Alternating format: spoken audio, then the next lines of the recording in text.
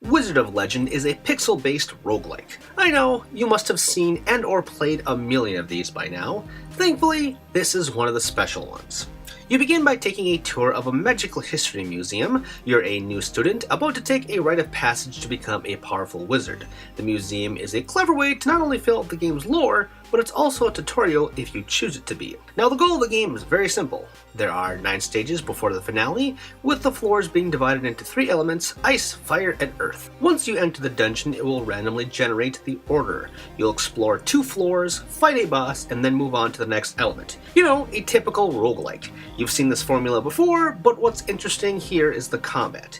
At your home, you can equip various spells that will recharge via a cooldown corresponding to a multitude of elements and techniques. You can also equip one relic that can boost various stats like your health, along with robes that have certain buffs built right in. You can buy all 3 of these things with gems gathered in the dungeons at the town hub. Gold can also be acquired throughout your runs, but they can only be used in the dungeons and will disappear after you die, along with the items themselves. Various shops will pop up, including ones that sell you relics, potions, magic cards, and weirder, more experimental stuff like trading in 1 card to get a randomly generated one for free. When I first started, I will admit it wasn't thrilling me. However, the more spells and costumes I unlocked, and just the more I played, the better I became and the more in love I fell.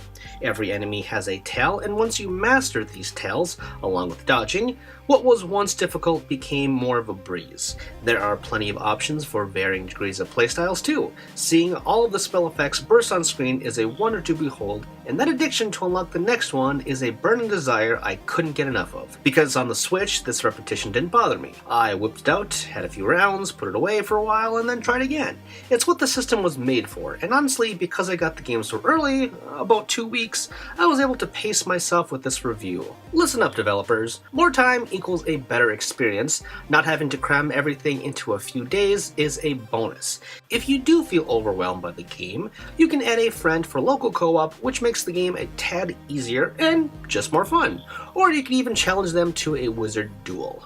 Now there are some issues I had with my experience. For one, you don't earn that many gems per floor, making progression feel very slow at first, which is to say, when you're bad, you won't be taking anything out after death. 2, there is an absurd amount of relics, and yet you can only equip 1 at a time. 3, it would be nice if you could change your spell allotment per floor instead of being stuck in a dungeon with the same spells. 4, the loads are tediously long at 30 seconds between floors, which shouldn't feel exhausting, but because the nature of the game is how it is, they can slow the momentum. Some of those are legit complaints, and others are more like wishes.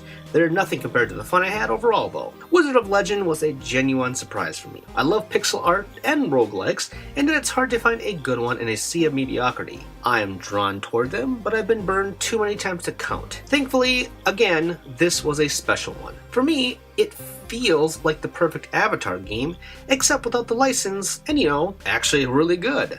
Like so many other indie games this year, I'll be playing Wizard of Legend for months to come on my Switch. My name is Tristan, and you've been watching ReActionExaminer, wherein I do my best to create interesting videos to entertain and educate you fine folks. Be sure to subscribe, that helped me out a lot. And if you want to check out more, be sure to read my work over on The Gamer, wherein I write fun little listicles. You can also drop by my personal website, GameJerk, wherein I post other articles and reviews. All these links and more can be found in the description below. Thanks, and see you all next time.